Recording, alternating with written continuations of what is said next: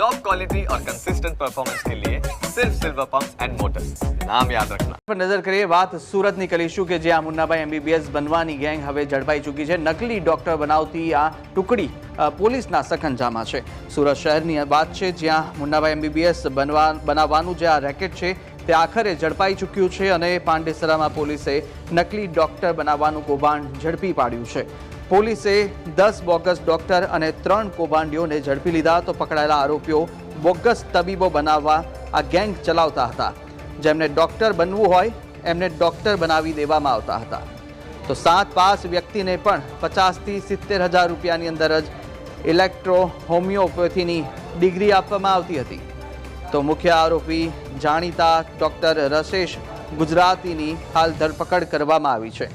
અમદાવાદના બીકે રાવતની પણ ધરપકડ કરવામાં આવી। તો રસેશ ગુજરાતીએ અમદાવાદના બીકે રાવત સાથે મળી અને બોર્ડ ઓફ ઇલેક્ટ્રોપેથી નામની નકલી બોર્ડ ઊભું કર્યું હતું અને રસેશ ગુજરાતી અત્યાર સુધીમાં 1000 કરતાં પણ વધારે બોગસ ડોક્ટર તૈયાર કરી ચૂક્યો છે।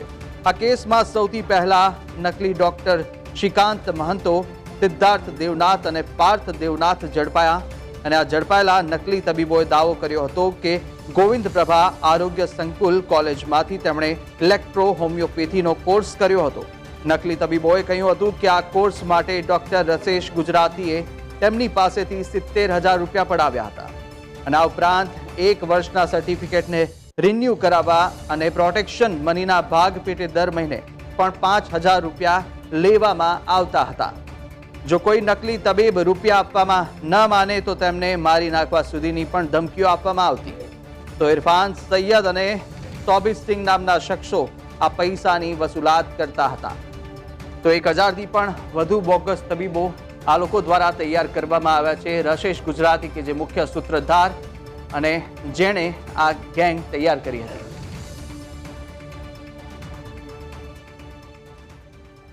शशिकांत मिश्री महतो ये एक प्रिंस क्लिनिक करके चलाता है। दूसरा सिद्धार्थ कालीपद देवनाथ और तीसरा डॉक्टर जो है वो पार्थ कालीपद देवनाथ।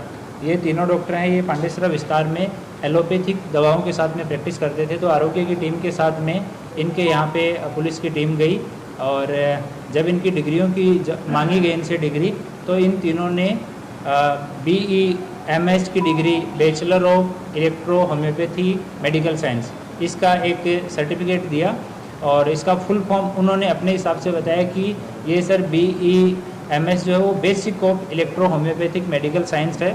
और बाद में जब आरोग्य की टीम ने बताया कि इस तरह की कोई डिग्री गुजरात सरकार के द्वारा अधिकृत कोई भी विभाग नहीं देता है, ये डिग्री है बोगस है, तो डॉक्टर से पूछताछ की गई कि आपने ये सर्टिफिकेट है ये कहाँ से लिया।